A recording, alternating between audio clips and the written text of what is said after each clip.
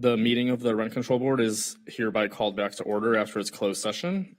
Please join me in the salute to our flag. I pledge allegiance to the flag of the United States of America and to the republic for which it stands, one nation, under God, indivisible, with liberty and justice for all.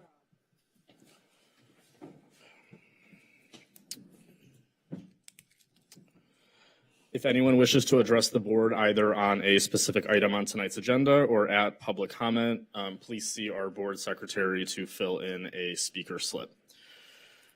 Item 4, report of closed session. Does staff have a report on tonight's closed session? Yes, thank you, Chair. Good evening, Commissioners. The board met in closed session and adjourned at 6:45. The board voted to appoint Rebecca Sherman as acting general counsel effective March 14th until such time as the board has selected a permanent general counsel. And that concludes my report. Thank you. Thank you. Item 5, approval of minutes. If commissioners have had an opportunity to review the minutes from the February 12th meeting, may I have a motion for their approval? Commissioner Ambrose? Vice Chair Ambrose, excuse me. Thank you. I have reviewed the minutes from February 12th, and I would like to make a motion to approve the minutes as written. Second. Motion by Vice Chair Ambrose, seconded by Commissioner Gonska. May we please have a roll call vote, please? Yes. Commissioner Dudek? Yes. Commissioner Gonska? Yes. Commissioner Leslie? Yes. Vice Chair Ambrose? Yes. Chair Ivanov? Yes. Motion carries. Item 6, special agenda items. Does the executive director have anything to report to the board? Yes, thank you, Chair, and good evening to you and to the board. First, this evening, the board will receive the agency's 2025 annual report from staff. I want to thank the entire team for their work on this. A great deal of effort goes into producing this report each year across all our departments. I'd especially like to recognize our public information manager, Dan Costello, and his staff for spearheading this effort once again this year. I think the board will be very pleased with the final product. And before moving on, I also want to note that this is General Counsel Allison Regan's final board meeting before her retirement. Allison has served the agency for many years as General Counsel, and we're grateful for the guidance and legal expertise she has provided to the board and staff over that time. On behalf of the agency, I want to thank her for her service and wish her the very best in her retirement. I know the chair will have more to add at the conclusion of the meeting. That concludes my comments. Thank you. Thank you. Item 7, public comment. This is the time set aside for members of the public to address the board on matters that are not included on the agenda, but that are within the board's subject matter jurisdiction. Please note that the board cannot take official action at tonight's meeting on any matter not included on the agenda. I will call each person who filled out a speaker slip, and you should come up to the podium and speak into the microphone when your name is called. If there is anyone who wishes to address the board during public comment but who has not filled out a speaker slip, please see our board secretary. I do have one request for public comment. Mr. Bill Davids. And whenever you're ready, sir, you will have 3 minutes. Commissioners, Bill Davids. I'm from a building that you might be familiar with, 220 San Vicente Boulevard. Several years back, Anastasia Foster, when she was a commissioner here, gave an impassioned, powerful speech about what tenants had to endure when Deutsche Bank owned my building. Now we have different ownership, and conditions at the building are much more severe. No one from the city has come forward to address the issues that we are faced with. I have made requests to Romy Ganschow to speak with her. No response. I've made 2 requests to our city manager, Oliver Chi. No response.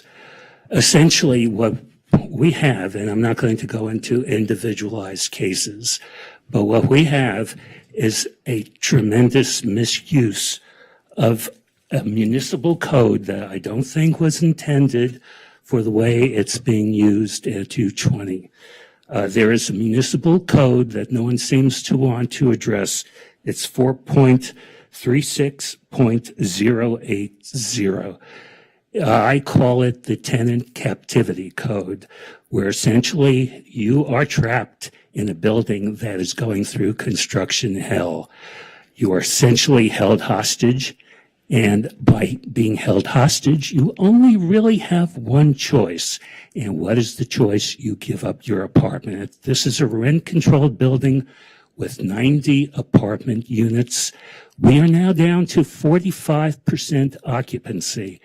I know several tenants who have announced that they are getting out of the asylum. That's 3 more tenants. We might be down to 40% occupancy. There is a term called constructive eviction, and that is essentially what is going on in the building. The impacts are obviously greatest on the senior population in the building. I'm a senior, but I'm one of the younger seniors in the building. There are people who are in their mid-80s who are being shuffled around in a less elegant way than Amazon shuffles around parcels. Basically, what happens when tenants give up their apartments? Well, the cash flow of the building goes down. Cash flow goes down. That means there's less money for the owners to operate the building with. What happens when you have more empty apartments? There's no end date. People are going in, the ownership is going in, basically demolishing apartments, reconstructing apartments, and as more and more people move, that essentially strategy. I think I am no longer hearing myself. Yes, thank you. Could we have a member of staff connect with Mr. Davids, please? Thank you. Item 10, jurisdictional items, exemptions. Our first 2 jurisdictional items, 10A1 and 10A2, are 2 single-family dwelling exemption applications. Would any commissioner like to make a motion to consolidate these items and approve the applications? So moved. Do I hear a second? I second the motion. Motion by Commissioner Gonska, seconded by Commissioner Dudek. May we have a roll call vote, please? Commissioner Dudek, Yes. Commissioner Gonska, Yes. Commissioner Leslie, Yes. Vice Chair Ambrose, Yes. Chair Ivanov. Yes. The motion carries. Item 10B, removals. This item is a removal permit application. May we please have a staff report? Good evening, Commissioners. 1923 Euclid is a property with a single-family home that has 2 bedrooms in it. And the owners have filed a removal permit application to demolish this home. And in the application, they wrote to replace it with 4 units and 2 ADUs for a total of 6 units. Since then, as it's been going through the planning process, the 2 ADUs have been set aside. So now it's going to be 2 buildings, 2 3-story buildings with a total of 4 units in it. The single-family home that's there right now has been vacant for several years and was vacant when the owners bought the property back in December of 24. And what they propose is to subject 1 2-bedroom unit to the rent control law and to deed restrict that unit as affordable to low-income tenants. Under the rent control law, the board has the discretion to grant a removal permit if an owner is seeking to redevelop the site with new apartment buildings, so long as they deed restrict 15% of the control units on the property as affordable to low-income tenants. This is a small-scale project, and it's very similar to the kind of project that the board would receive removal permit applications for in the first 15 years of the rent control law. And in those matters, the board back then required the developer to provide an equivalent number of control units to the number that's being demolished to prevent a loss of rent control units and to have those replaced with newly constructed rental units. This project satisfies that requirement or that approach by replacing the unit to be demolished with a new unit, which is also the same number of bedrooms, and to deed restrict that unit as affordable to low-income tenants. Nothing in the charter precludes using the one replacement unit as the deed restrict unit in projects that seek to remove only one unit. For these reasons, staff recommends the board grant the removal permit application subject to execution of a removal permit agreement that incorporates the requirements of the board's approval. Thank you. Does any commissioner have any questions about the staff report? Commissioner Leslie? Thank you for the staff report. However, I have a couple of questions. What was the intentions of Unit 5 and 6? I'm not sure. Those are, since there's now only 4 units, I don't know which one was which, but I can tell you what they are now. In the first building, which is the front building, we have a Unit 1, which has 4 bedrooms on the first floor, and then a Unit 2 that's on 2 floors, on second and third floor for a combined total of 6 bedrooms. And then in the rear building, there's a Unit 3, which is what they propose to be the rent-controlled affordable unit that has 2 bedrooms. That's on the second floor. And then Unit 4, which is on the second and third floor, is slated for 6 bedrooms. Oh, so because on the original paperwork that I have, there was a Unit 5 and 6, and Unit 5 had 7 bedrooms. Yes. Unit 6 had 10 bedrooms with a square footage of 2,400 feet on each. Right. So those numbers are still the same, or these are different, or? Those units no longer are being proposed. As it's gone through the planning review process, they deleted those 2 units. I was referring to Units 1, 2, and 3. Are the square footage the same, or how does this look? I don't have the square footage in front of me, but I do have the bedroom counts for the 4 units that are now proposed, as opposed to the 6 that were proposed before. Thank you. That's just a little different. And how many bedrooms was it again on Unit number 2? Unit 2 is 6 bedrooms. It occupies 2 floors. Okay. And the first one occupied 1 floor with the 4 bedrooms? Unit 1 with the 4 bedrooms is on the first floor. Okay. Thank you. Is there a representative for the applicant who would like to address the board? Seeing none, does any commissioner wish to begin deliberation or to make a motion?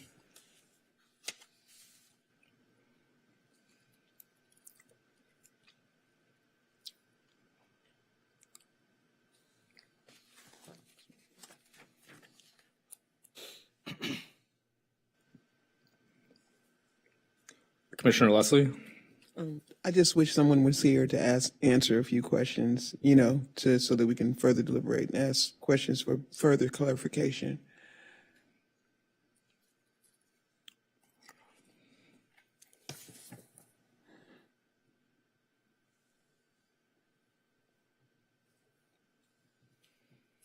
Anyone else have any thoughts?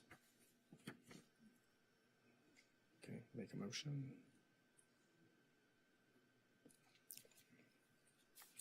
Commissioner Dudek? Thank you. I'd like to make a motion that we accept this report and proceed. Do you mean a motion to adopt the findings of fact and conclusions of Yes, I'd like law? to make a motion to adopt this, to adopt this report.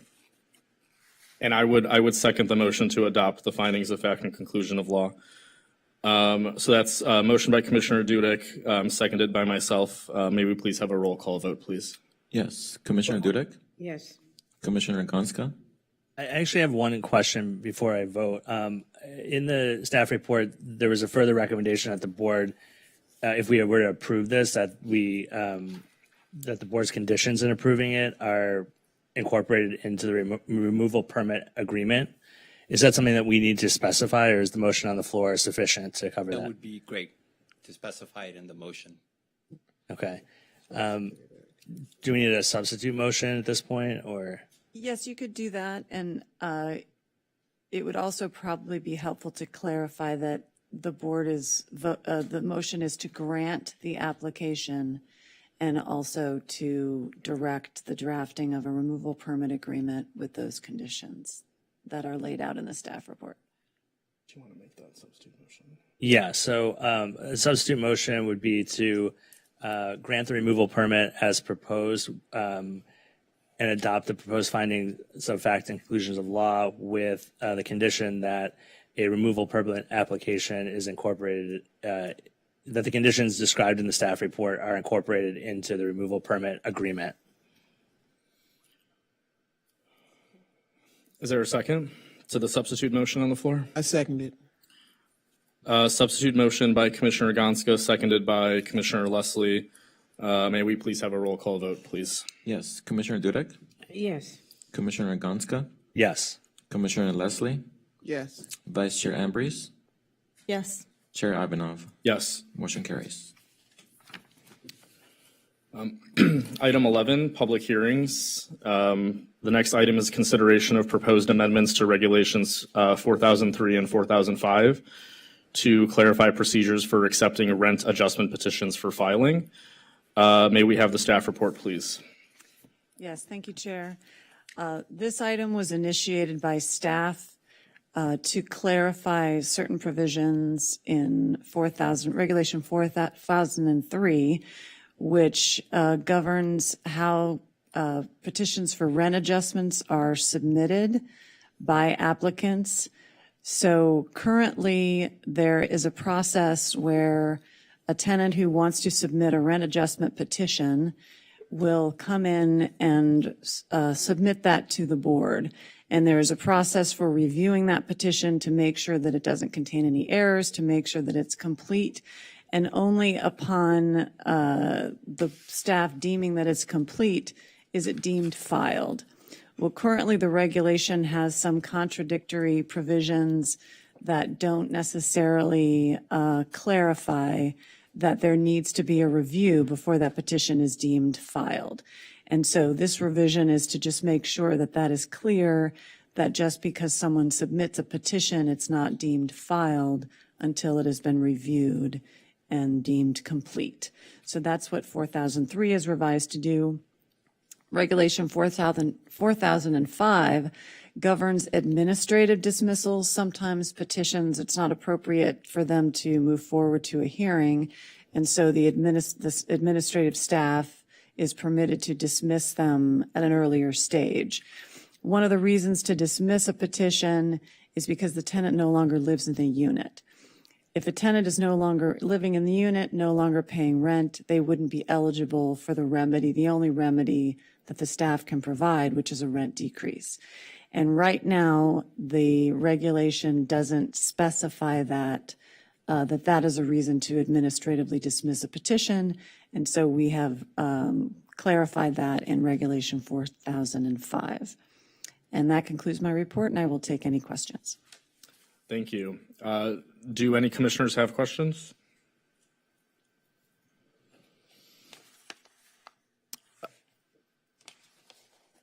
I do have a question. Commissioner Gonska? Yeah, so in 4003, the proposed language for A1 is about the first step, I guess, after a petition is submitted. And it doesn't include any sort of time frame for the hearings department manager or designee to determine whether the petition is complete. So I don't think that we currently have a time frame specified either. What is the norm for how long that typically takes? And have there been any issues with the public complaining about the amount of time it takes to determine if it's complete? So I would direct Commissioner to A3. So there are actually 10 working days for that determination to be made. And that's typically the time frame, but that's what's required in Regulation 4400. And so we've tried to make those two regulations consistent in that way. So I was confused about that because in A3 or 4003, A3, to me it read like if the hearings department manager determines that it's complete, then they have 10 days to accept it or file it. But does that mean that they can, in theory, take 30 days to determine if it's complete and then they have 10 additional days to actually file it? Not that that would be a common practice, but Oh, just by I see what you're saying. So before it's determined to be complete, there has to be that process of, yes. Because if the intention there is to give them 10 days to make the determination, maybe we just need to tweak a word or two in that provision. Right, I think that is the intent. I'm going to defer to our hearings department manager because I think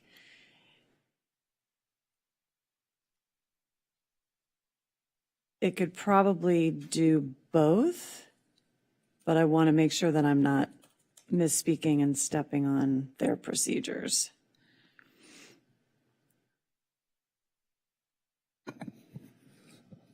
Let me just look at the language again real quick. Yeah, and also maybe an additional question would just, in addition to that specific language, which we'll obviously sort out here, is just what is the norm currently without that specified in the regulations for a time frame?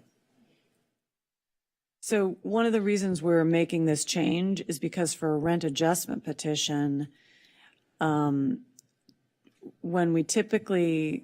a petition is submitted, then the staff will work with that person to see if there are any corrections that need to be made. So it's a pretty short process. So it's an interactive process. And they have a certain amount of time. If corrections need to be made, there's a certain amount of time that they can resubmit and fix those issues.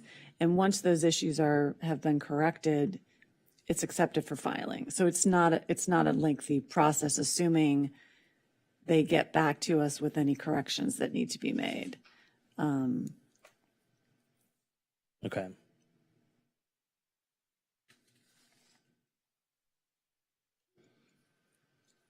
Any other questions from commissioners? I think we're still waiting to see if we need to clarify that language, but it's really just a language technicality here. I think the intention is clear, but maybe since the point of this is to tighten up the language, I think we should make sure we get that 100% right here. Yeah, I'd like to just check 4400 since we're trying to reconcile the two. I just want to make sure, just want to see what that language says.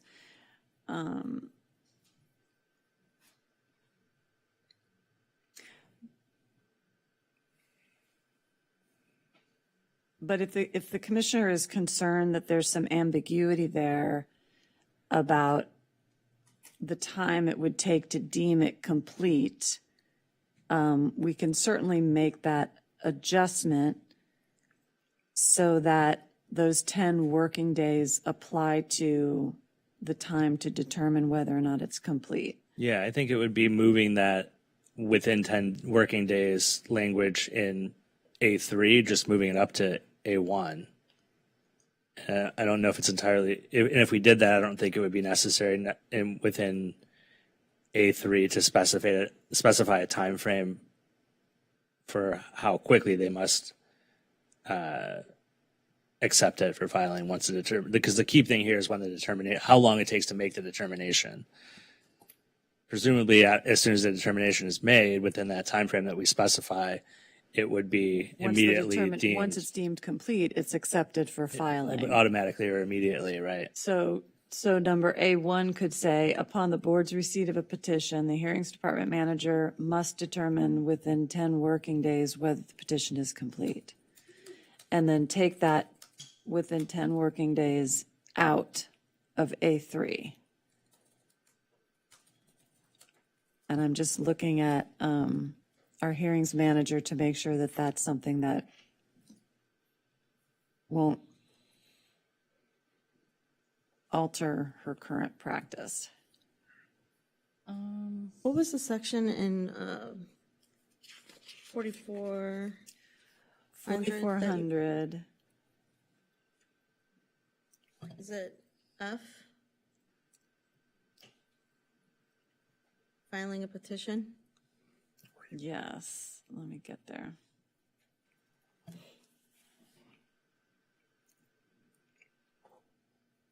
Yes. So currently, that provision reads the same way as what we've presented to you here tonight. But arguably, the effect is the same, right? That there are 10 working days, but to Commissioner Gonska's point, it's clearer to say this is the time it takes to determine whether it's complete, and then once it's complete, it's deemed filed. Yeah, from my perspective, it's much less important. Those deadlines, I know they're important to have, but I will do the work in whatever time the board deems necessary. The real purpose here was for us to be able to have some kind of filing date certain, like that the point was that it was deemed complete at some point, and that's the filing date, not the time it was received by us. So, happy to comply with whatever you'd like. Well, is 10 days, if you had a 10-day requirement, would that,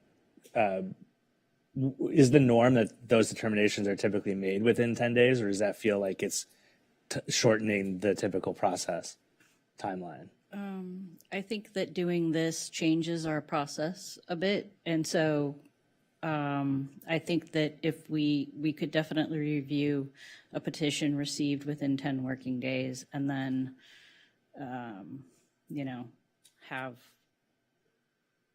it was my assumption that the 10 working days, I don't know, we can do it within 10 working days to determine if something is complete and either send it back to the petitioner for revision, or withdraw it if there's, or dismiss it if there's reason for that, or file it and then have a separate deadline for providing notice to the parties.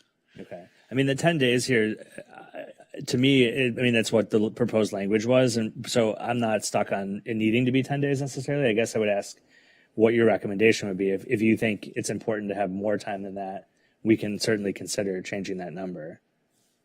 I think it would be important if you're going to put timelines on things to have the 10 working days to review the petition. And then once it's deemed filed to have at least 5 working days, business days to provide notice. So keep the timelines in both if you want to add a timeline to A, but still keep a timeline in 3. So that it's not automatically deemed filed. You have. I think what we're saying, we could use some time before having to send out the notice. So it whether or would not be it's deemed filed, but then you have have 5 some days time, right? to submit the notice. Okay. So it would. Accepting it it can be accepted within a certain amount of time, accept it for filing, and then notify the parties of that. Okay.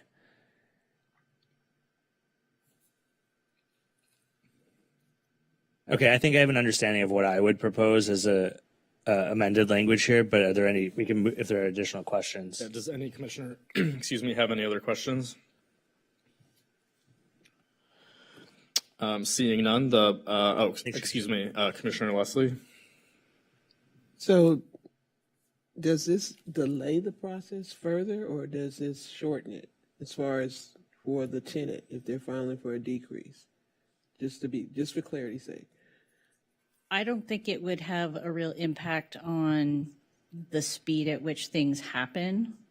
It would just clarify for the purposes of our process when something's actually filed and create a better structure, I think, for review and completion so that the process can move along faster. So this provides more clarity for the petitioners that are. I think I don't know if it would provide more clarity for them. It would provide clarity for all parties, including the board and the legal process. What date? Any other questions? So the public hearing is now open. Do we have any speakers on this item? Seeing none, the public hearing is now closed. Does any commissioner wish to begin discussion or to make a motion? Vice Chair Ambrose. Yes, and thank you, staff, for this for this report and for taking a look at this. I think it's so important that we take a look at our language, because language is important, and making certain that we are being clear for both parties. The definition of when something is filed is important. And I appreciate looking into this. And I would make the motion to go ahead and adopt the proposed new language for regulations 4003 and 4005 as indicated on the attachment A. I would move to make a friendly substitute motion to accept the language here, except for making the changes that we were just discussing for 4003 A1 and A3. So A1 would read, upon the board's receipt of a petition under this section, the hearings department manager or his or her designee must determine within 10 working days whether the petition is complete per regulation 4002 and 4005.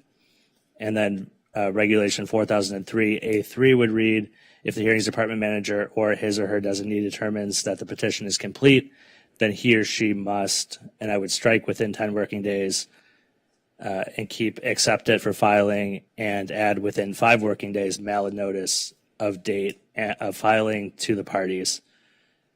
And then for rent decrease petitions, a notice to the landlord must be accompanied by a copy of the petition.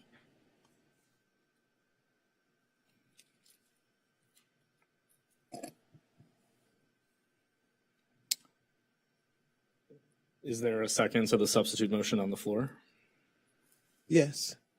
A Well, second. it's the friend, you're asking me, right? Is it Yeah, I'm friendly? sorry. Go ahead. I'm sorry. My apologies. Yeah. Yeah. Vice Chair Ambrose? I would say no, that it's not friendly, so you would have to make a substitute motion.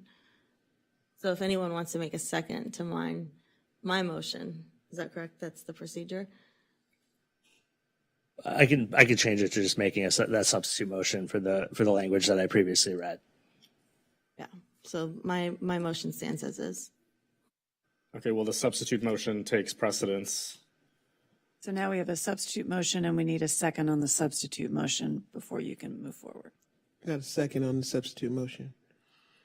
Okay, substitute motion by Commissioner Gonska, seconded by Commissioner Leslie. May we please have a roll call vote? Yes. Commissioner Dudek? Oh, I'm not clear. So the first motion, We're not voting on the original motion at this point. We're only we're going voting to on go this. back and vote on the original. The substitute motion takes precedence, so we're voting on the substitute motion introduced by Commissioner Gonska and seconded by Commissioner Leslie. So if this substitute motion passed, then that I think would be the end of it. And if it doesn't pass, then we would go back to the original motion. Correct. Then I'm going to say no. Okay. Okay. Commissioner Gonska? Yes. Commissioner Leslie? Yes. Vice Chair Ambrose? No. Chair Ivanov? Yes. Motion carries.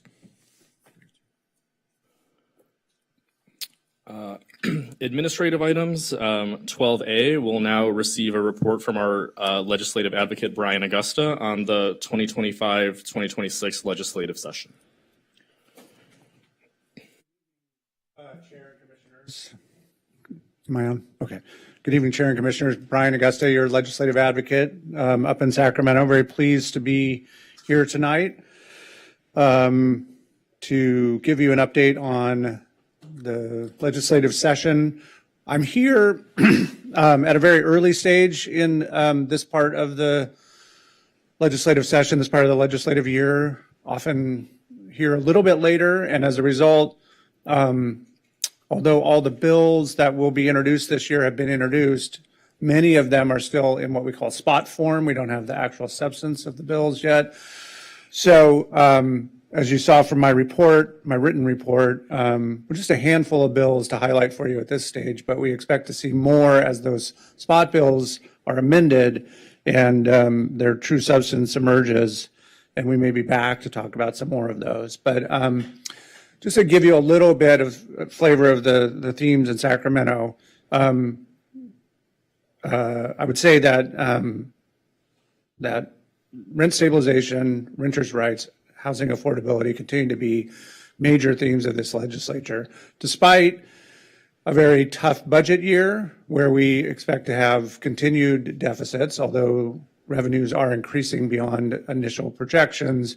We're still going to see a tough sort of budget situation for this year and at least the next 2 or 3 budget years as well. And as a result, that's obviously limiting what policymakers and advocates can pursue with respect to new investments in housing. But one thing that is on the agenda this year, we hope, is a new source of funding for affordable housing by putting a bond in front of the voters. There are 2 measures that would put a $10 million bond on the November ballot that would fund a number of existing affordable housing programs that are sort of key programs that the state operates to expand the supply of affordable housing and preserve affordable housing. It remains to be seen whether that figure will be lower than 10 billion and how exactly it will be distributed. But both bills have moved out of their original house and are in the second house, and we anticipate conversations around that to continue in earnest up through the budget negotiations that conclude in June. So we'll be keeping a close eye on that with a hopeful eye to the legislature giving the voters an opportunity to expand funding for affordable housing. On the policy front, I'm going to talk about 7 bills that I've noted in our report to you. The first is AB 1543 by Assemblymember Quirk Silva. This is a measure that we've seen before, but that was initially proposed and then narrowed. This bill comes back this year from Assemblymember Quirk Silva to adopt a statewide rent cap in mobile home parks, capping the space rent that can be charged. Very similar to the Tenant Protection Act, which you're all familiar with, but applying it to mobile homes because the Tenant Protection Act largely excludes most mobile homes that are owned by the homeowner. And so this rent cap would complement local rent regulation, which 100 plus cities in California have some form of mobile home rent stabilization through a local ordinance, by imposing a cap of CPI plus 3%, notably lower than the TPA, which is CPI plus 5, or a maximum of 5%, compared with the TPA's 10%. As I mentioned, that bill's been proposed before. It got narrowed to cover just one park in the Assembly member's district. We'll see how this year's iteration goes, but expect fierce opposition from park owners and others in the business industry. AB 1695 would prohibit smoking inside any multifamily development that had been subsidized with state funds, so the low-income housing tax credit program or other state-funded programs. Many cities have already adopted some form of limitation on smoking in multifamily buildings, but this would impose that ban on, as I said, state-financed affordable housing, newly constructed after next year. There are dual concerns there, right? Because many residents want to live in a smoke-free environment, but others are addicted to tobacco products, and quitting is difficult. And so the question becomes, what is the consequence for someone smoking in their unit? And if the consequence is eviction, particularly for some populations, it could have a disparate impact on those populations, resulting in eviction. So I know that tenant advocates and landlord groups are going to be watching that one closely. AB 1771, you may be aware that state law imposes a requirement that for any property with 16 units or more, there must be an on-site manager. That's been in the state code of regulations for decades. This bill would essentially repeal that and prohibit the state from reenacting that, and prohibit any local government from enacting any on-site manager requirement.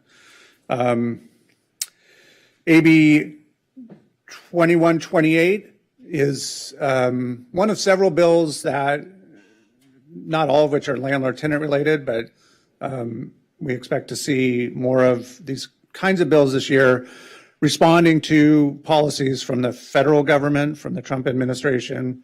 This one centers on a proposed rule that would impose work requirements and time limits on residents living in federally subsidized housing, whether it's public housing or other federally subsidized units. AB 2128 would direct public housing authorities and others who implement those programs to not adopt the rule. The proposed federal rule makes it discretionary as to whether or not a state adopts it, and this would prohibit those entities from adopting such a rule, essentially preventing work and time requirements from being imposed on residents. Last year, we talked about a bill by Assemblymember Bryan that was signed into law that, again, sort of looking at the picture at the federal level, provided tenant protections to a tenant who could not pay the rent because their Social Security benefits had been interrupted, something that was anticipated happening in coming from Washington. SB 1155 takes that same framework and establishes a limitation on evicting a tenant whose inability to pay the rent is a result of a government shutdown that prevents them from getting paid, whether they're a federal employee or a contractor with the federal government. And it creates a system in which any UD or eviction action that might be pending would need to be paused until their payment is resumed, and gives them 30 days to come current on the rent. It doesn't excuse the payment of rent, but it does prevent eviction during that time period that they're awaiting the restoration of their full pay. SB 1160 by Durazo would require something that policymakers and advocates have been advocating for some time, which is to direct the Judicial Council to take the data that each court has with respect to eviction actions, the number that are filed, how many parties on both sides are represented, whether the matter is dismissed or settled before trial, or whether it goes to trial, and what the outcome at trial was, and collect that up and make it publicly available. Ms. Durazo tried this bill last year, and it was, I think, held in appropriations, but she's back this year, hoping again to create that database of important data that will show trends about evictions, both statewide and in certain regions, and tell us a good story about who's represented, who wins, who loses in these actions. And then finally, SB 1296 by Durazo deals with one category of a problem that tenants often experience, which is that after they've paid the screening fee and whatever upfront fees are charged, gotten through the whole screening process to apply for a unit and get accepted, later learn that there are additional requirements that they either can't afford or can't meet. And one of those is limitations on having a pet. So if you can imagine, you get all the way through that process and you've paid the fee, and then you learn for the first time that your breed of pet is prohibited or that there's additional fees attached to it. So this bill would require those disclosures ahead of time through every means that you might think of, whether it's in the lease, written disclosures to the tenant application, online advertisements, et cetera. And if those aren't disclosed prior to the tenant paying the fee, that fee has to be refunded if they don't lease the unit. So I know that's kind of quick for my usual presentation, but that's sort of where we are. But Mr. Chairman, if I may, I think, is it true that tonight is the last meeting of our general counsel? Regrettably, it is Yeah. true. And that after the meeting concludes, she begins her retirement? Again, regrettably, it is true. I can't believe it either. I've had the privilege of working alongside Ms. Regan for many years, starting with her time in West Hollywood, and more directly here at Santa Monica. Santa Monica has a rich tradition of very capable counsel in this position, and Ms. Regan has continued that. I think we've had the benefit of this is a very complex area of law, and we've had the benefit of one of the best legal minds and most expert attorneys to guide the board and guide our administration of this ordinance, and she's an excellent public servant. She not only has sort of zealously guarded the people's wise decision to enact rent control in Santa Monica, but she's also overseen the fair administration of that ordinance for both affected parties in a way that has made her exceptional in this position. She has fielded many dumb questions from me that are caged as sort of a complex legal thing that she's never thought of before.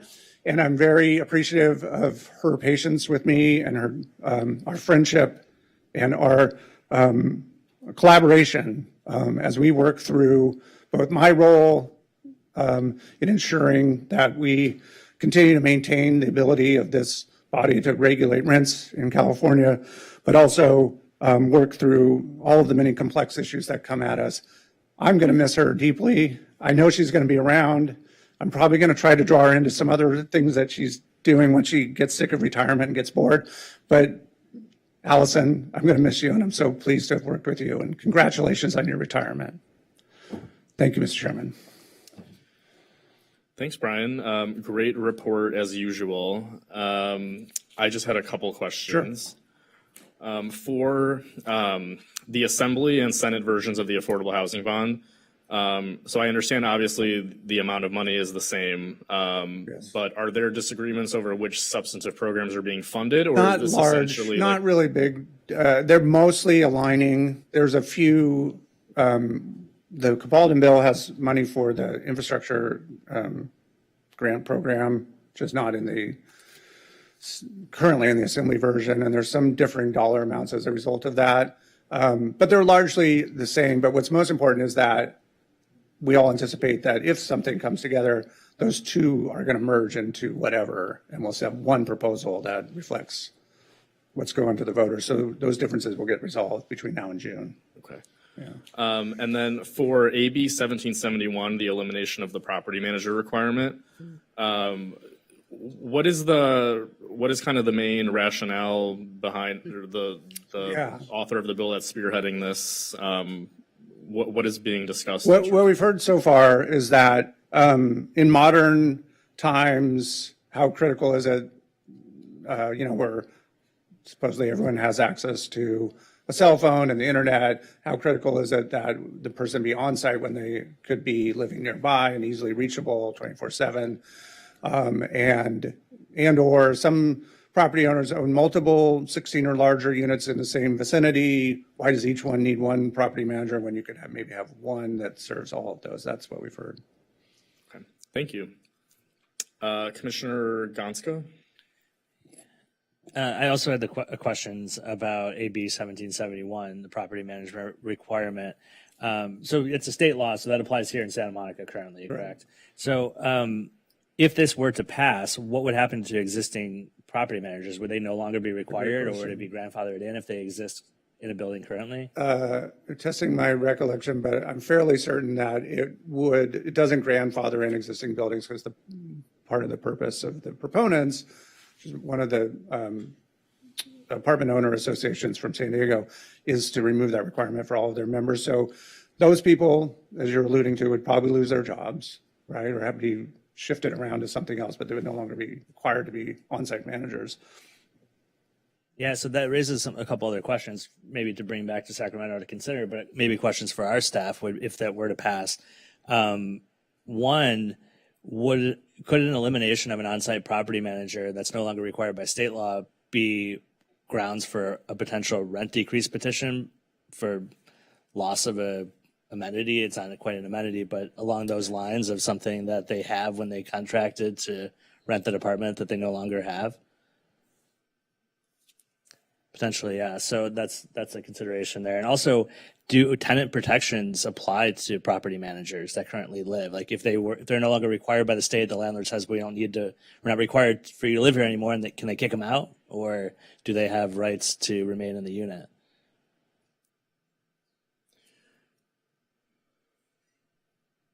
You're welcome that I brought one for you to answer. I mean, that's a complicated question because I think a lot depends on, did they move in as a tenant first and then were they hired as a resident manager? Were they hired as a resident manager and then given the apartment as part of their compensation? Then they might not be protective if they were no longer employed. So it really just depends on their situation. Yeah, I think there's a lot of things with state law when they're changing housing requirements or conditions. There's a lot of complication when it comes to jurisdictions where rent control exists that they're not contemplated when these are applied statewide. Yeah. And then another question on a different bill, AB 2128, the prohibition on work requirements in federally funded housing. So the federal rule authorizes those types of requirements, right? But it doesn't require them. Is that true? This rule, newly minted rule from the Trump administration, yes, gives them the authority to impose them. Okay. It does not currently mandate that, which is why in state law, this bill is attempting to say, okay, well, we can tell public housing authorities what to do, and we're telling them not to adopt these. Gotcha. Because I was going to say, if the federal government was requiring it and we passed a law like this in the state, how would they deal with that That would conflict? probably be preempted, but there's discretion. Right. Yeah. At least for now. Yeah. Yeah. Okay. Thank you. Excuse me, Vice Chair Ambrose. Yes, it's on. Okay. Thank you for the report. Yeah. I guess also something that Commissioner Gonska was pointing to about the property manager requirement. Isn't it also true that if there is a state requirement, such as removing the apartment manager requirement, our local jurisdiction could also pass laws still making that requirement that would still, we could still have that requirement even though the state does not require it. Our local city or our rent control law could enact that requirement, so keeping it the way that it is. As a general matter, yes, but in this instance, it's expressly prohibiting local governments from doing so. So it would preempt you from adopting a local ordinance that did the same thing. Okay, so the state law would disallow us. In this case, yes. Mhm. Okay, Yeah. thank you for that clarification. And then going back to AB 1695, the smoking ban, and I know you said that these bills are very spotty. Body. And I read that one, and it was very, very short. So I know that as the months go on, language will be added and changed. Personally, I do understand why it is so important for tenants not to smoke in their unit, for their own health, for the health of others around them in common areas as well, and that smoke travels.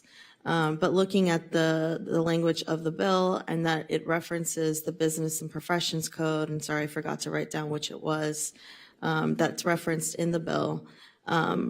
Looking at it, it also includes vaping devices. It specifies all sorts of different mechanisms of what smoking is defined as. So I will be tracking this bill because it talks about just any sort of electronic smoking device. And I understand even that as well can carry through walls and that can impact anyone's health. But I'll be interested in learning more about the health impacts about that, and especially as that relates to how that can be overreached into eviction and how that can be enforced by maybe even the property on-site property manager if If there AB is one. 1771 does not pass. Right. So looking at those two in conjunction, as both of those bills have their language built out and they change moving forward. So thank you for bringing those two to our attention. Yeah, thank you. And I'll keep you all updated on them as they move through the process, of course. Thank you. Commissioner Dudek? Thank you, and thank you for being here today and Pleasure. bringing us up to date. We always enjoy hearing from you. With regard to AB 16, 95. that's right, 95, I would assume there are some safety concerns involved with that as well. The safety of people being exposed to secondhand smoke, is that? Well, no, say regarding fire. Oh, yeah. Yeah.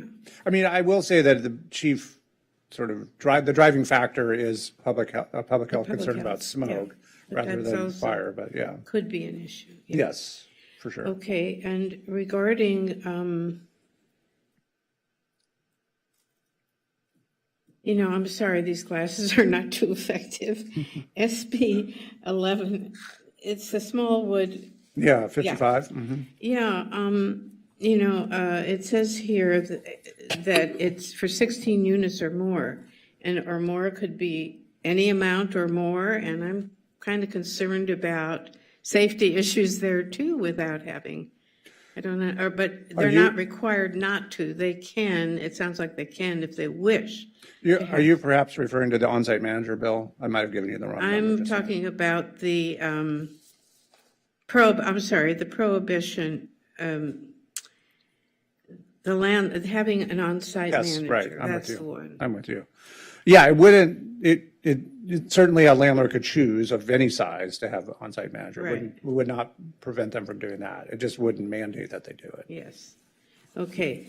And then I do have one question. With the housing affordability and security a paramount issue, I'm just wondering if there might be any appetite at all in Sacramento to revisit Costa-Hawkins for rent-controlled units in California. So, as I think many of you are aware, we have seen several measures. This is going to be kind of a slightly long answer to your question, if that's okay. Pardon me? This is going to be a slightly long answer to your question. A long answer is great. As you may know, we have seen placed before the voters several measures that would have effectively repealed all or a portion of Costa-Hawkins, and they've failed. The way in which landlord groups who spent a lot of money opposing those measures have translated that to legislators in Sacramento is that the people have spoken and they've said that they don't support rent control. The reality is that when you ask the question directly, as opposed to, do you want to repeal this thing that you don't really totally understand what it does? When you ask them just directly, do you support rent control? Voters strongly support it. But translating that to legislators, is difficult. So that's the narrative from supporters of Costa-Hawkins is voters don't really support rent control. There are many others who are pointing out that there is strong support. But the reality is, between the realtors and the California Apartment Association, there's strong opposition to any changes to Costa-Hawkins, and they have successfully beat back both legislative and ballot measures to change it. Do I think at some point that will yield, particularly as we get further and further away from 1991, or in this case, 1978, where we are freezing the new construction exemption, and we have fewer and fewer, a smaller and smaller proportion of units that are, eligible to be covered? Probably, and that's been one piece of conversation that, as you know, in the Tenant Protection Act, it is not, the new construction exemption is rolling. It's a 15-year rolling deadline. So those conversations are continuing. There's a conversation about it every year, but from my perspective, watching this legislature, which is fairly moderate, I don't see in the short term a realistic political opportunity that the legislature will enact changes there. I think a lot of people remain hopeful that one day the voters will do so. but we're all watching to see what happens. I would like to point out that rent control is not universal in California, so there would be a lot of voters who wouldn't have any idea what this is all about. And yet it would be on a state ballot. Aren't there maybe 16, but there are a couple very large cities involved. But I understand, it's my understanding there's about 16 or so cities actually in California that do have rent control. And so, then it's a state ballot measure where so many people are not even involved in it. Well, that's a very good observation. And I think the other side of that is that as more and more jurisdictions adopt some form of rent stabilization, which many have in the past That's what they're decade, afraid of. further Yeah. political support both among people, but also legislators who are seeing that their local governments have adopted this policy. And so that does potentially change the dynamic as well. Thank you. Commissioner Leslie? Thank you for your report. I appreciate it. I just had a question or two in regards to veterans and rent control. Are there any bills that are coming up in regards to that? Not specifically related to veterans.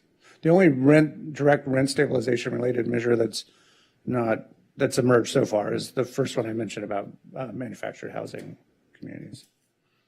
Nothing else. Yeah, that's right. Thank you. Any other questions? No? No. Thanks, Brian. Thank you all. Moving on to item 12B, the 2025 annual report, including the status of controlled rental housing, impact of market rate vacancies, impact of the Ellis Act, and owner occupancy exemption monitoring. We'll now receive the 2025 annual report from staff.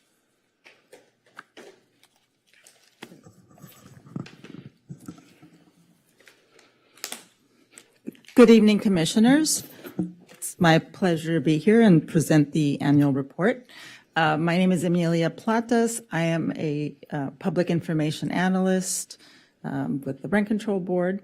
I know I've met some of you either in the office or here before, but it's good to see everyone again.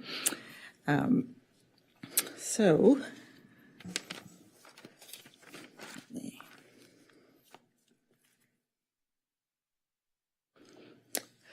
to begin with, in 2025, the board adopted new regulations that limit the impact of accumulated or banked rent increases. It's an important step to prevent sudden rent hikes and ease transitions for renters. This is something that, especially those of us in the Public Information Department who, field the calls, something that would come up quite often where owners who, for whatever reason, chose to not take the annual increase would later on want to, bring the rents up to the MAR, which of course they're able to do.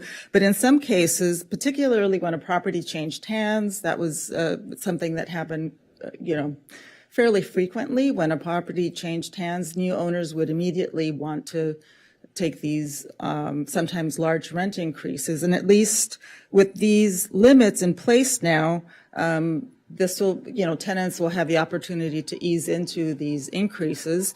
And it also lines up with state law, which also limits increases to no more than 10% over a 12-month period.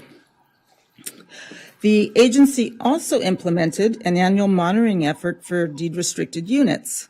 As many of you know, several agreements with the Rent Control Board require certain units to be rented exclusively to lower-income tenants at rates affordable to such tenants.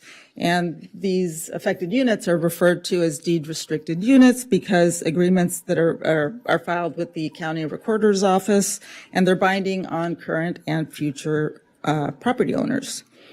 And to ensure compliance with these agreements, staff mailed all owners of deed-restricted units information about allowable rent levels for each of their units, as well as a declaration for the owners to sign and return, verifying that agency records were correct and rents did not exceed those limits. Compliance with the monitoring effort was nearly 100%, and we intend to continue this monitoring annually. The few units that were not in compliance, staff is working with them to make sure that they're brought up to compliance. And then finally, and this is very positive news, the agency's senior litigation attorney led a successful effort to collect outstanding registration fees, which reduced the number of properties with multi-year delinquencies by a third and recovered over $117,000 in past due fees. This was achieved through a combination of negotiations, small claims actions, and limited civil cases. And the effort focused on properties with multi-year delinquencies. And before actions were taken, owners were often, they received several letters, several attempts were made to bring them into compliance. And again, the focus has been on properties with multi-year delinquencies. And this has been very successful, and we continue to pursue these kinds of claims and settlements. Okay.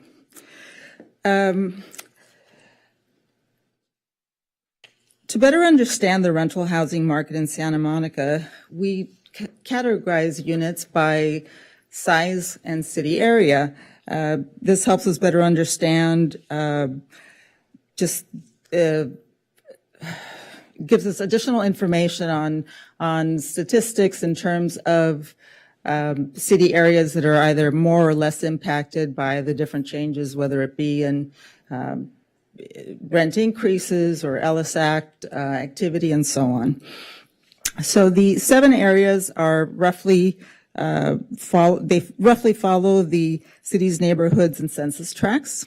And the map here on the right shows the different areas of the city. Although in this presentation we'll largely focus on citywide statistics, the report itself has more detailed information, and we often break it up by city area. So as seen in the blue section of the pie chart, almost half of all controlled units are one-bedroom units. The next largest section of units are two-bedroom units. So together, the one-bedroom and two-bedroom units comprise about 82% of the current controlled housing stock. So that's something to keep in mind when considering the statistics and the median rents that we use throughout the report, that most tenants are living in these types of units.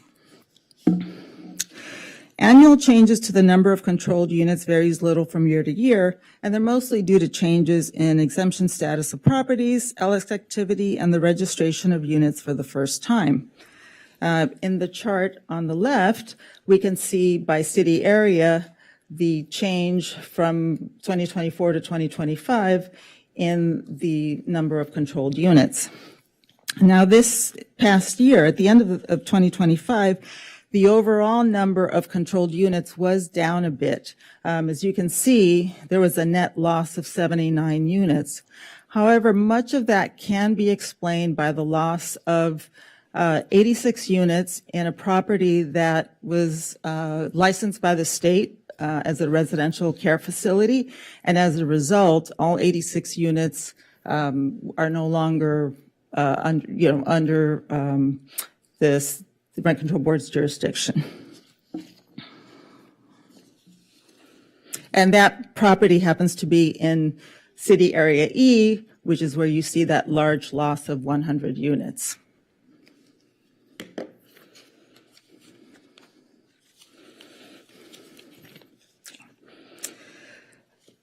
Currently, 76% of units are at market rates. And market rates are considered basically any rental after 1998, essentially 1999, when Costa-Hawkins took effect. So, as I said, 76% of units are currently market rate units. Many have been re-rented multiple times. We also show a slight increase in the number of units where tenants have Section 8 vouchers, but overall, the changes aren't very significant from year to year. In the 26 years that we chart in the bar graph on the right here, we can see, the changes over time. And the blue bars indicate long-term tenants, or market, what we call the pre-99 tenants. The green bars indicate the market rate tenancies, and you can see, with time, how we are losing, of course, the long-term tenancies. Although the number has flattened out a bit, so the loss itself is, the rate of loss, I guess I would say, has eased up a bit. But that's also because there's also less units of, long-term units left. So that's to be expected. Let's see.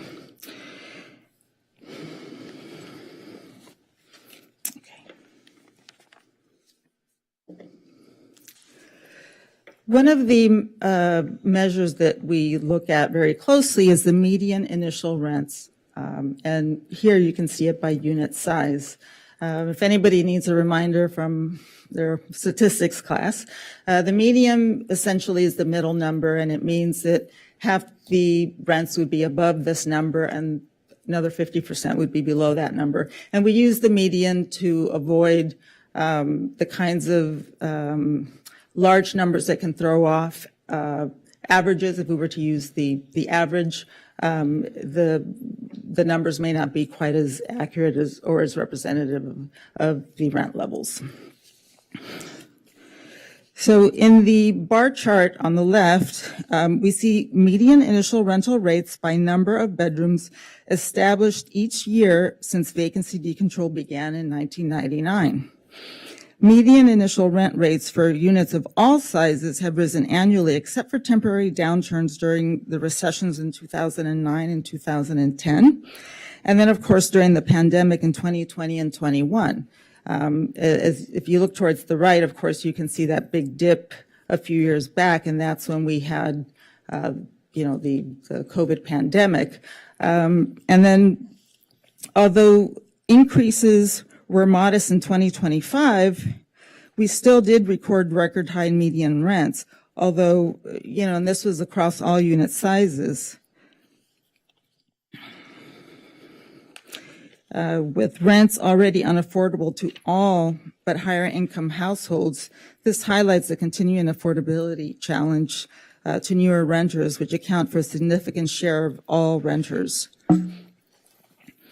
One of the things that we find is that the units, rented in the last 6 or so years have some of the highest turnover, and which is to be expected. You have the people who are paying the highest rents, they tend not to stay in their units as long because they're much more vulnerable to, forces that could require them to have to move.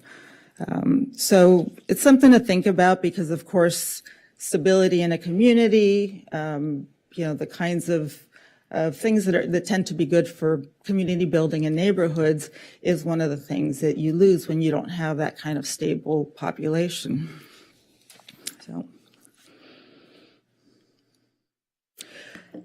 And that's a perfect segue for affordability and turnover.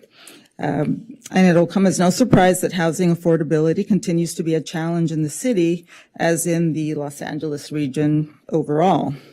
The first figure here on the slide compares the affordability of long-term and market rate rents. And this is the median rent for all units throughout the city. So the median market rate rents are almost 140% higher than the median long-term rents. Market rate median rents across the city are close to 150% higher than long-term median rents for all categories of bedroom size, except for 0-bedroom units, which are 123% higher.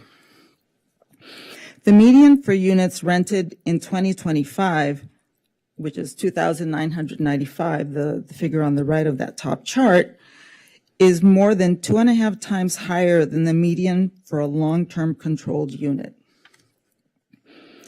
The report breaks down these differences in greater detail among the various unit sizes and city areas if you're really, wanting to get into more details. Now, the figure on the bottom left shows the income needed to today to afford the median price 0, 1, 2, and 3-bedroom unit if rented at the median shown on the bar chart on the prior page, which is also the third column right here on that chart. So that means that in order to stay within the recommended 30% of a household's income for housing, families would have to make the income that's on the far right column. The California Department of Housing and Community Development reports that area median income for a 4-person household in the greater Los Angeles area increased from $98,200 in 2024 to $106,600 in 2025. But considering that 82% of units are 1 and 2 bedroom, most new renters need household incomes between $108,000 to $147,000, which is well above the AMI for a 4-person household. In contrast, in 1998, prior to vacancy decontrol, about 84% of units were affordable not only to households earning median income, but to low-income households as well. That number is less than 4% today. Most of these roughly 1,000 units that remain affordable only do so because they are on properties that have deed restrictions. In 1998, only about 16% of units required household incomes at 100% of AMI or higher. Again, whereas today that number is above 95%. So clearly tenants who moved in long ago are at much lower rates and whose increases have been limited by rent control pay less. And as a result, they are less likely to move out and present a stable presence in the community. By contrast, the vacancies that allowed units to be re-rented in 2025 were predominantly created by tenants who had moved in recently and have already moved out. A full 68% of the units re-rented in 2025 were vacated by tenants who moved in during the 4-year period between 2020 and 2024. As shown in the circle graph at right, together with tenants who moved in during the past 2 years, 47% of all controlled units are occupied by people who moved in since 2019.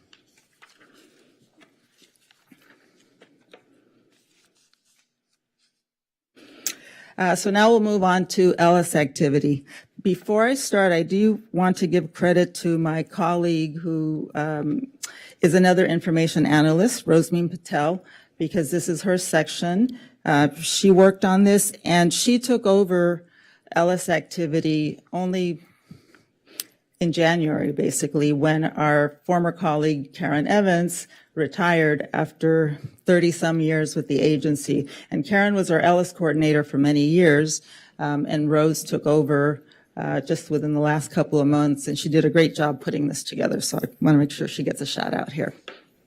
So,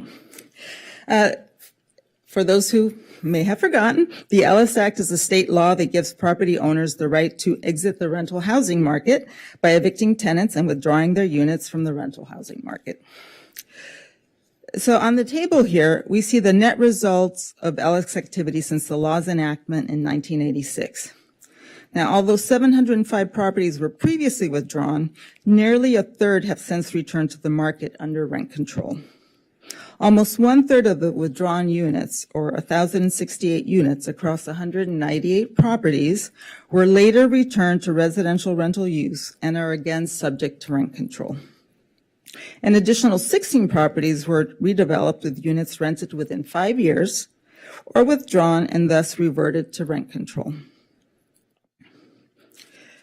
Overall, since 1986, there has been a net loss before redevelopment of 2,320 units on 507 properties due to the Ellis Act. When we account for the redeveloped properties, the net loss due to Ellis activity was 2,060 units on 491 properties.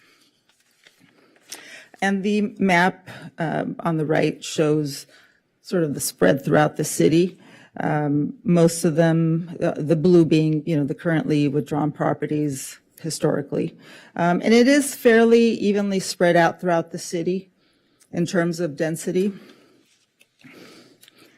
Now, in 2025, while 34 controlled units were withdrawn, 18 formerly withdrawn units and 2 units on the redeveloped property list were re-rented. So it really resulted in a net loss of 14 controlled units.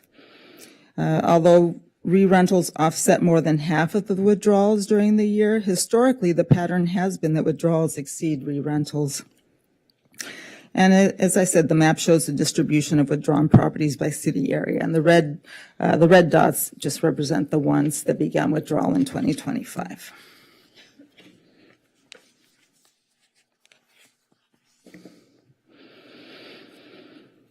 Although initiated withdrawals increased in 2025, there have been relatively few withdrawals in recent years, and you can see the numbers were pretty flat for a while. I'm sure in part due to the moratoria that were in place as a result of the pandemic. And also, financial pressures also during that period of time.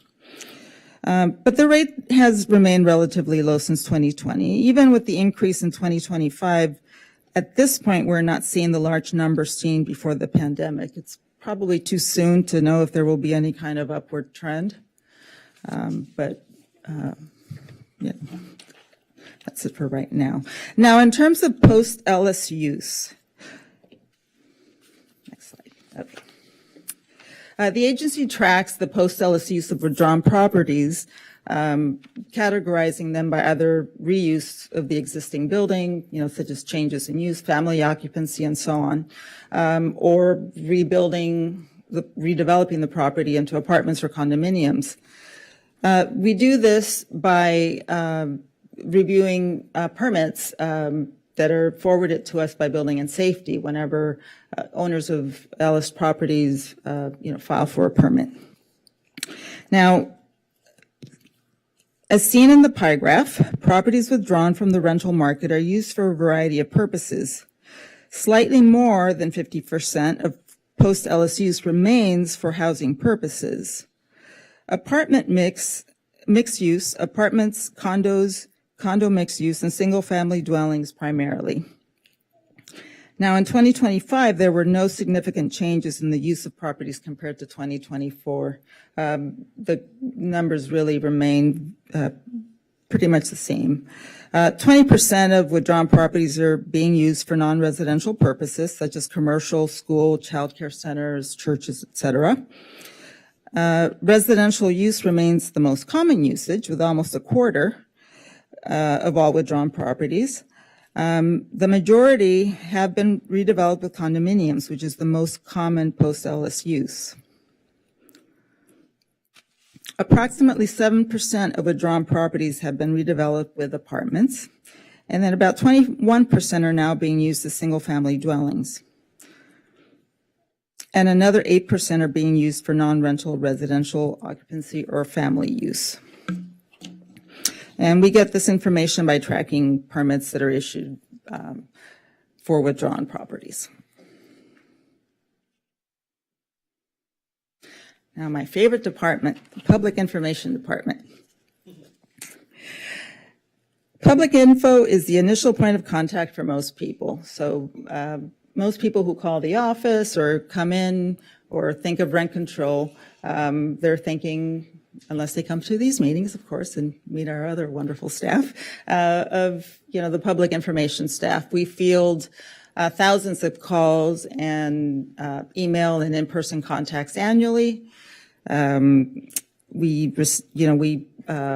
page views on our website, which our department also upkeeps, and of course we have the civics portal. We create accounts, and this year we created 24 civics accounts, or we're up to 2,400 civics accounts, which is a nice increase from last year. Public information staff, which consist of information coordinators and analysts, interact directly with the public in person by phone and email via the city's 311 system, and as well as through seminars, community meetings, and various media.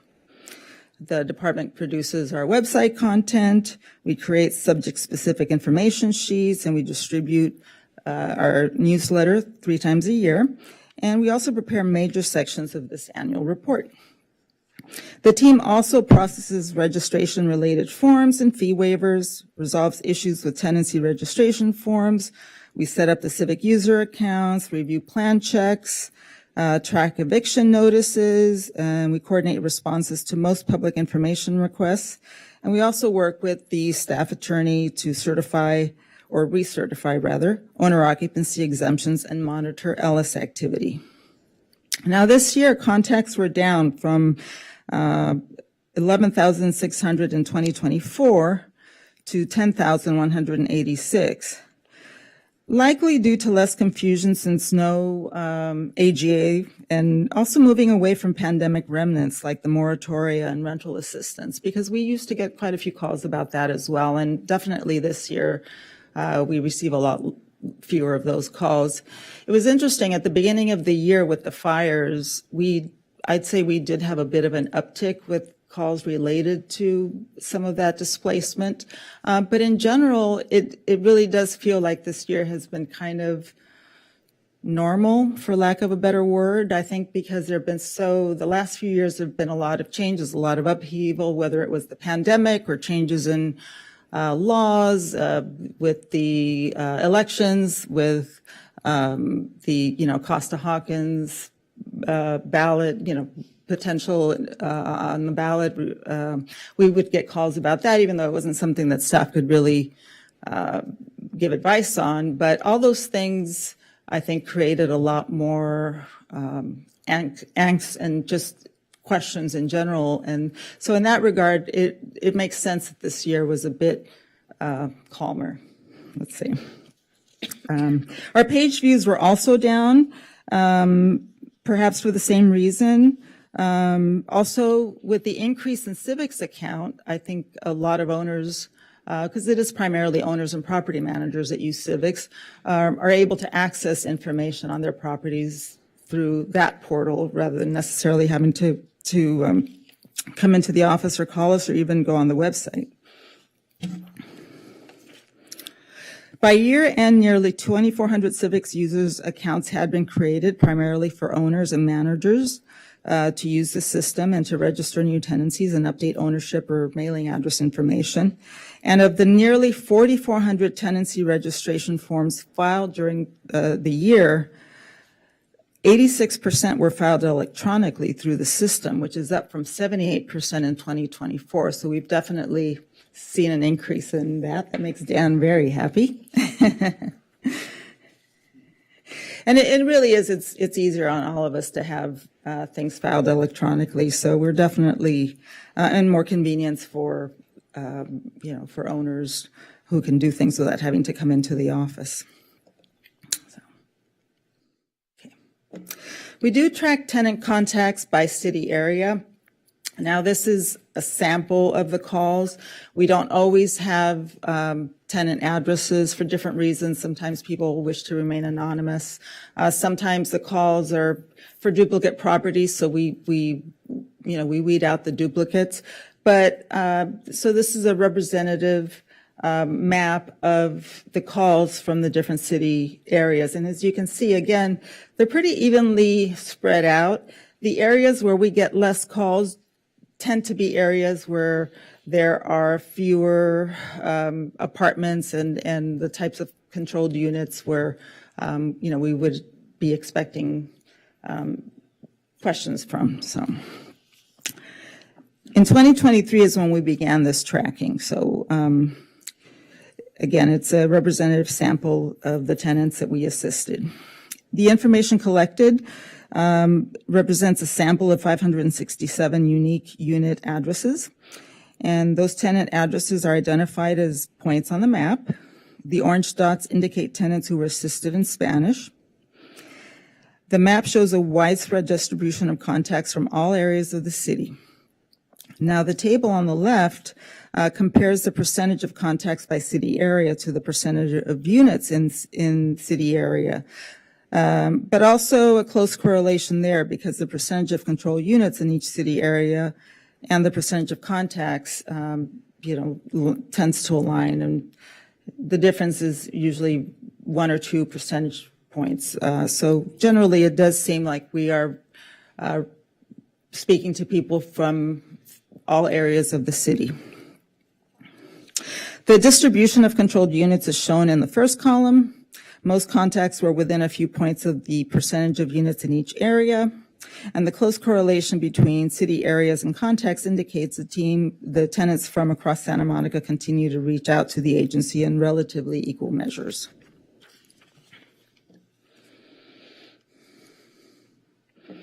Okay, now we'll go over the highlights of the hearings department. So the hearings department adjudicates administrative proceedings to resolve disputes arising from various issues under the rent control law. Voluntary mediation has been very successful in resolving many cases in whole or in part, resulting in fewer hearings or at least in narrowing the issues to be considered at a hearing. The report details descriptions of and statistics associated with each type of proceeding, but these are some highlights of the hearing department's activity in 2025. So as shown on the trend lines, the number of petitions filed for decreases in excess rent has remained steady at 95 and 14 respectively. However, construction-related decreases increased from 27 to 32 filings, with all but one filed by tenants in market rate units. The green and gold lines on the trend charts differentiate between overall petitions filed and petitions filed on market rate units. And I noted that on the construction-related petitions, virtually all were filed by market rate tenants. I believe it's 32 that were filed overall, but 31 of those was filed by market rate tenants.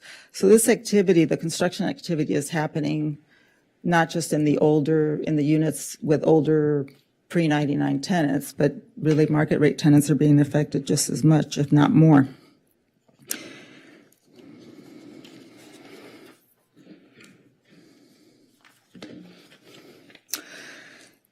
"41% of mediated decrease petitions were fully or partially resolved. 57% of construction petitions fully mediated were resolved, and 56% of excess rent cases were resolved through formal or administrative mediation. And nearly 3 times as many unit registration petitions filed in 2025 compared to 2024. We note the continued success of mediation. I wanted to highlight the request to register unregistered units because this is something that we're seeing more of, and it's really the result of the building of ADUs. As you know, if an ADU is created by conversion of an existing structure, very often a garage, sometimes it's due to a bootleg unit, but what we're seeing a lot more now with the new state laws is ADUs being built. And although some ADUs are considered new construction, there's quite a few that are created by conversion, and therefore those units do become controlled units. So in 2025, we received 30 new petitions compared to last year where we received 11. So I expect this trend, I think we expect this trend to continue.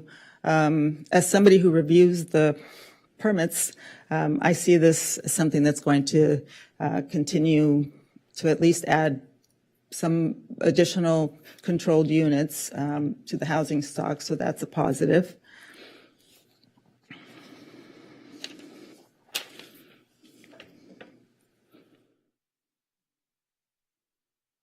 Okay, and last but not least, the legal department. That doesn't get enough attention. So I gave you two pages on this report. Normally you only get one. So all in honor of Allison, who is leaving us now. So, okay. So the legal department basically has multiple functions. One of the main ones is advisory work, which includes the services the department provides to the board at public meetings such as these, and other work that is protected by attorney-client privilege, outside public view. They handle the board's litigation. Now, the report includes overviews of several cases defending board decisions, and so you can certainly look those over for more details. And a regular feature of, and they're also a regular feature of administrative items at board meetings. The department's staff report on appeals are all prepared by our staff attorneys. And there's other jurisdictional items providing succinct summaries and recommendations for the board, and that all is provided by the legal department. Statistics on the number and types are in the annual report appendix if you are interested in even more details. Other work of the department includes exemption monitoring and lapsing, advising on removal permit applications, responding to administrative record requests and other records requests, drafting resolutions, as we did here tonight, discussed tonight, or actually amending regulations, that's what we were doing tonight. Amendments to regulations, including the ones limiting bank GAs that I spoke of earlier, preparing amicus or friend of the court briefs, and ensuring property owners comply with the requirement to pay registration fees. The team also plays a vital role helping public information staff interpret our regulations properly. So they're invaluable to us for that as well. We often get questions that are either gray areas or just go beyond the scope of what the public information staff can answer, and we really rely on the legal team to help us with those. And then finally, these are really just some statistics that just wanted to point out. The registration fee collection, which we spoke about earlier, that's, big plus. That's 117,000, a little over 117,000 collected. Litigation, there were 3 cases during 2025. 1 was dismissed. There are 2 pending. Legal department filed 2 front of the court briefs, 1 for the city of Pasadena and 1 the city of Los Angeles on rent control related matters. 3 resolutions were drafted, 2 amendments to regulations, and a regulation revision. And the board granted a removal permit for redevelopment of a 12-unit property into a 100-unit property with replacement of the controlled units being removed. So that's an example of the removal permits that legal staff work on. And then 2 additional removal permits for redevelopment of properties and 1 for demolition of an uninhabitable unit. They were also working on, but those were still pending at the end of the year. And that is the end of the highlights. I'm happy to take any questions that you have. First of all, thank you so much for the great presentation and the very incredibly comprehensive report. This is a testament to how detailed and thorough you, Dan, and just our entire staff are. So thank you so much for all the work that you put into this. It's very much greatly appreciated. I just had one question for now. This might be a better question for Ms. Sherman, but to the extent that you know, in terms of the outstanding registration fee collection effort, my understanding the last time we got an update on this as a board was that there was a backlog that we were still working to clear. Do you have any sense whether that's still a work in progress or if we've essentially cleared the backlog at this point, or do you know? I think that might be a question for Allison, Ms. Regan to answer. In fact, Ms. Sherman has just recently settled the last case, so there are no more outstanding cases. That's and again, a testament to our incredible staff. So that's great to hear. Vice Chair Ambrose. Yes, and thank you again for this very detailed report. Yes, and I think that data collection is so important. It helps guide our decisions and helps ensure that we are able to better serve our landlords and tenants alike. Actually, one question I had, going back to one of the earlier comments about some of the loss of rent control stock that we had due to a residential care facility in Area E. Yes. Do we know any specifics of like the address or what specific? It's known as Holiday Villa East. And I think we do have the address in the report. Yes, it's on 17th Street. I know I saw it here. You know it by heart? Yes, it's on the corner of Broadway and 17th. And you know, for a while, that property did house primarily seniors and did provide some services, but they weren't licensed. And so what happened is they are, it's my understanding, they are under new management who then got the state licensing. And so once that happened, you know, we don't have jurisdiction as long as they continue to be licensed. Great, thanks for that. Also, just in general, I guess it was starting on page 12, but just the clarification that market rate rent-controlled units are there are more market rate rent-controlled units than there are than long-term rent-controlled units. Is that correct? That's correct. It's 4-to-1, basically. Or, yes. Great, thank you. Also, just going back to the Public Information Department, I liked everything that was discussed. Also, I think going just generally discussing about accessibility, that we have so many people utilizing the various forms that we have besides just being able to drop by our agency in person here in City Hall upstairs. We are able to call, to email. We also have our seminars that are reported by our executive director, the times both in English and Spanish, and they're found online, that both cater to our landlords and tenants. And again, they're also posted on the website. And then also that our meetings are held in person and also on YouTube. I guess I wanted to highlight that again. And let me see, there was something else that I just wanted to comment on. Just also shout out to our hearings department and how many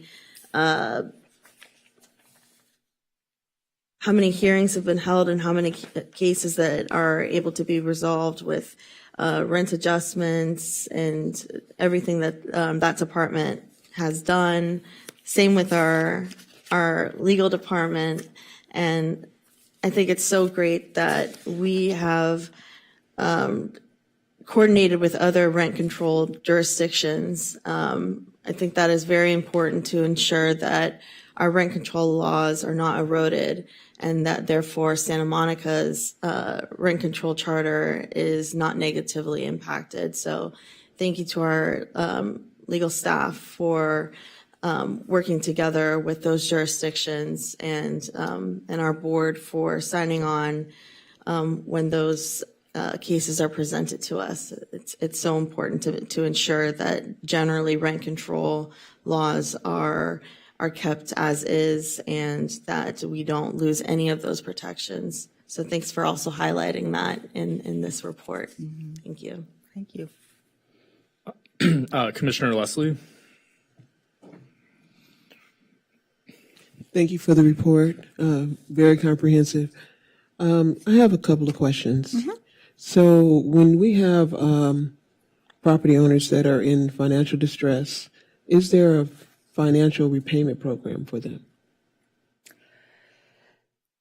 I would say yes. We work, and again, this wouldn't be something necessarily that public information would handle. It would really be the legal department most likely. But I do know that we work with owners and make payment plans.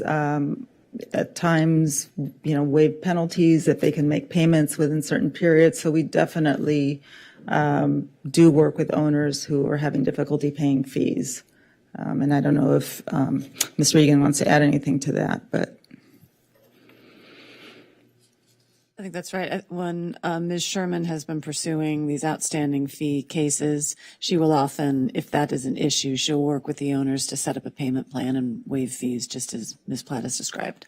Thank you. Okay, my second question is this. Recently I saw an article that was saying that our rents were going down in Santa Monica. Is there data to support that? I don't see that the rents were going down. Those were not, the numbers we ran certainly didn't show that. It does seem that the rate of increases is stabilizing. So the increases that we've been seeing the last few years are certainly much smaller. They're no more than 2% on average. But I don't believe that, our numbers show that they were actually going down. I know in some areas, I believe Los Angeles reported, for the first time in a long time, rates have actually gone down. I don't know, but that is not what we saw in our numbers. Thank you. Commissioner Gonska? I have just one question about throughout the report, we refer to long-term units as those that were with tenants that Moved in prior to 1999. Yeah, so and obviously that date is pegged to when decontrol went into effect Correct. with Costa-Hawkins. So, there's very obviously value to looking at it that way, and pre and prior to that date. And I know this data exists throughout this report, but is there anywhere within it? And feel free to get back to me if you don't know off the top of your head, but like that we can look at. Not just the raw data, but what's compiled to look at, because to call it market rate kind of could have a different meaning. Here we're referring to somebody who got, when they moved in, got market rate, but somebody who moved in 1999 and is still in that unit today, 27 years later, is not really paying what today's market rate is. Correct. So to really dig into understanding, somebody that what those market rates look like 15 years ago, 10 years ago, 5 years ago versus today. Well, I know that, and maybe Dan can help me with this a little bit, but we do have some breakdown within 5-year periods. Let me see.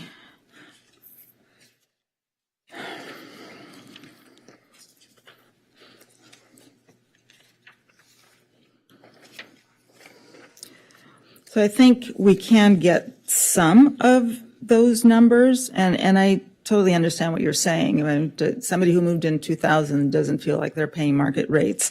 But when we do some of these calculations, we do take the mean initial rent for those periods and then add the general adjustments. So while we're not, at least for the report's purpose, while we're not actually using every single person's rent, we're using a mean, and then we're adding the GAs. So I don't know if that really addresses what you're asking. That is how we come up with those numbers. So we are looking at what they were paying when they first moved in. Are you suggesting that we perhaps going forward maybe break down what we're calling market rates and, looking at by maybe smaller chunks of time? Something to think about. And again, not to abandon looking at it the way that we are with those, because it's an important mark in time. January 1st, 1999. But I guess what I'm getting at too is thinking there are things that come up throughout the year, such as when we're looking at a GA and deciding if we want to place a cap, where, it could be relevant to look at, well, in the last 1 year is a short period of time, but in the last few years, several years, what's happening with market rates, Because those residents are the ones that typically are impacted by a cap or no cap, as people who moved in relatively recently and paying above the median, above where that GA would. Right, I understand. Yeah.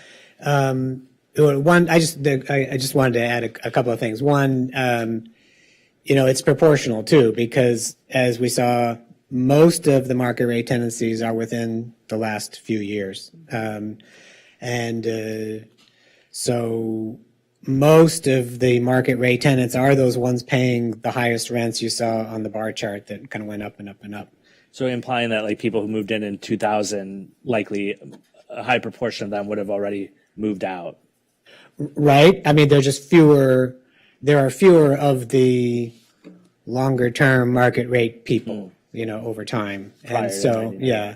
But I would also point out figures 15, 16, 17, and 18 in the report, which quantifies the difference by unit size depending on the year of tenancy. So we took the median of the rent started of that year. So for all tenancies, say on the far left part of the chart from 1999, and then we added all the general adjustments to come up with what the rent would be today and compared that to the market rate for a unit today, the median market rate for the unit. So you can see over time the difference between what is market rate. In some cases, like with studios, and again, the smaller number of units can make the median change, more. But with studios, we saw some tenants who moved in a couple years ago, their median MAR today is higher than the median that was set in 2025. But for most of the market rate group, the longer that you've been there, the greater the savings. And this is getting super, I mean, is that even broken down further, like by the different regions of the city? Where we haven't done it by city area. Okay, city, that's what I meant, yeah. Yeah. I mean, this is getting super micro, but but that's interesting. They want to because- overload you because there are a lot of numbers on here. Right. But I mean, thinking about that's a really interesting thing to look at, what you talked about in this graph and figure 15, 16, et cetera. Because, I mean, I know people who moved in relatively recently, and just because of the way that the market conditions have been over the last several years with COVID and other economic macro impacts, that they're paying actually in a rent controlled unit higher than neighbors who have moved in recently. That's right. But that might be different if you're talking about somewhere downtown Santa Monica versus a different part of Santa Monica, just based upon the market conditions. Right. Even only a couple of miles apart, but could still have an impact on price. Right. Interesting. Okay, thank you. Thank you. Commissioner Dudek? Thank you. I would like to add my appreciation to the staff, to our staff, for this outstanding report, and I'm really in awe of it and the time and devoted to it. Kudos to our Public Information Department, hearing officers, legal department, executive director, and the entire administration. Thank you. Thank you.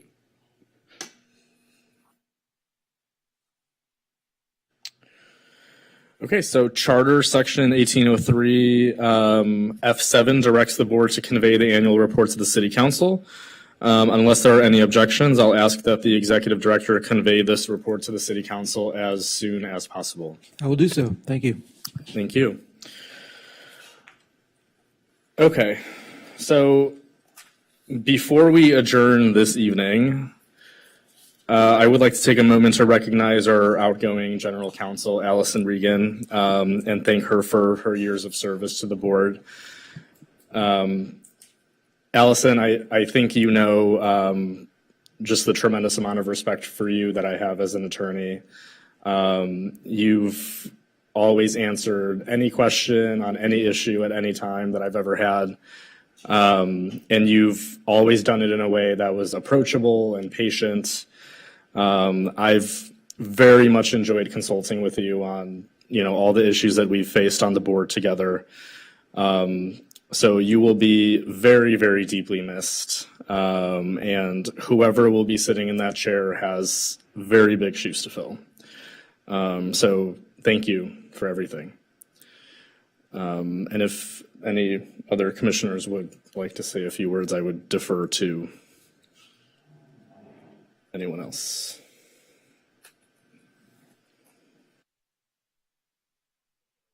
Sorry, Commissioner Leslie.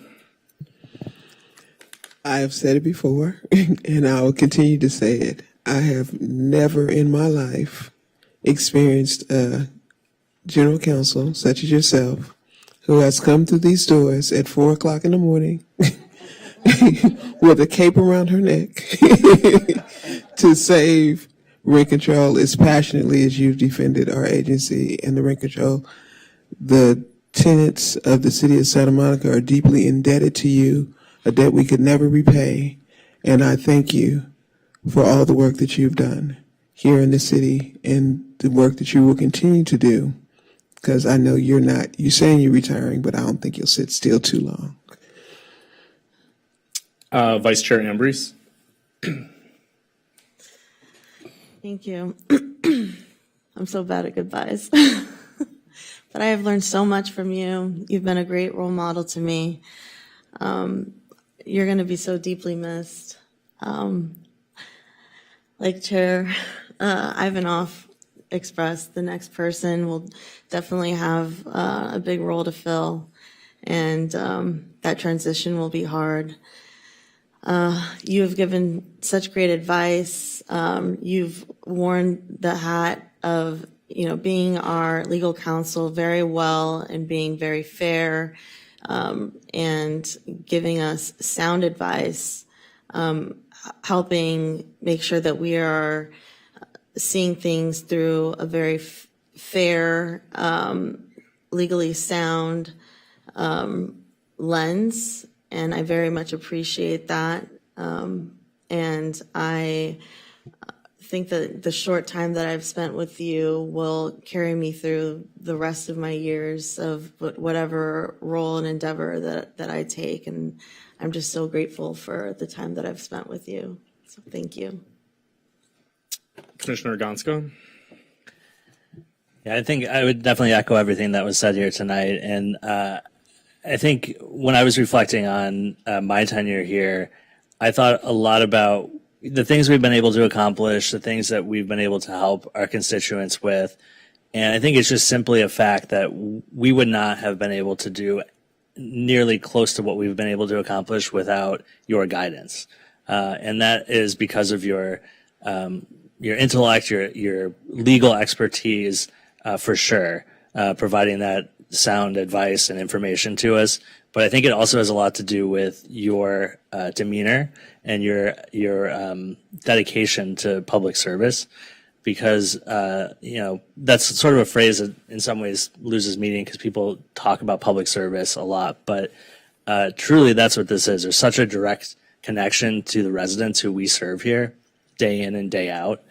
You see that way more than we do with people coming into the office every day and how much the staff is able to help individual people day in and day out. And I think that wouldn't be possible without not just the general counsel doing that work that's required, but you specifically and the level that you do that and with the dedication that you personally bring to that. So thank you very much for what you do for the whole community.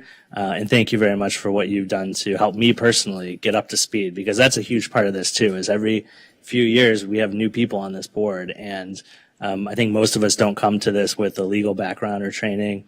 And as was mentioned earlier, it's a complex area of law. So for us to get up to speed, to be able to do these roles, we're really dependent on you. And we can only hope that the next general counsel will be able to do that nearly as effectively as you have.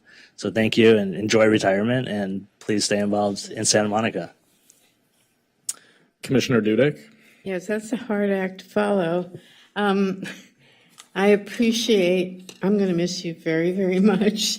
And I so appreciate your integrity, your legal competence and expertise, your dedication to rent control, the rent control law, and for always instructing us and making the point that the law is our guide. Solely, it's the law. Thank you.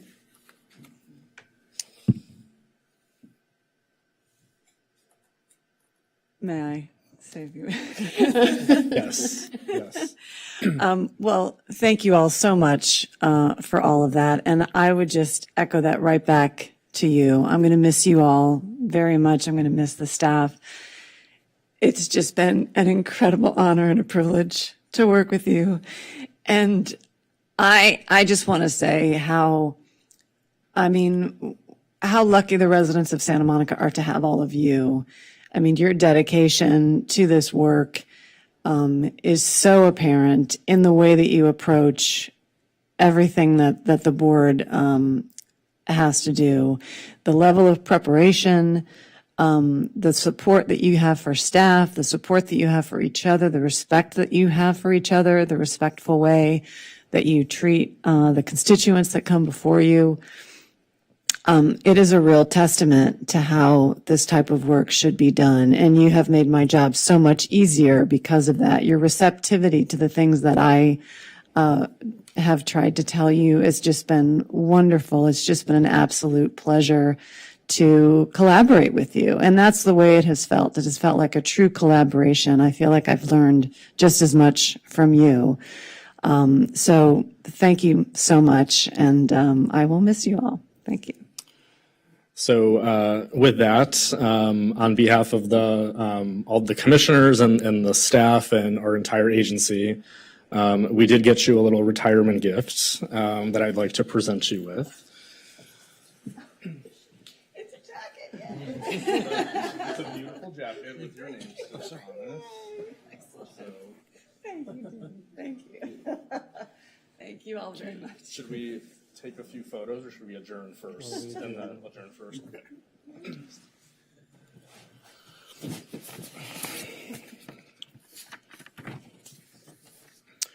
Okay, can I have a motion to adjourn the meeting to our next regular meeting of the Santa Monica Rent Control Board on April 9th, 2026?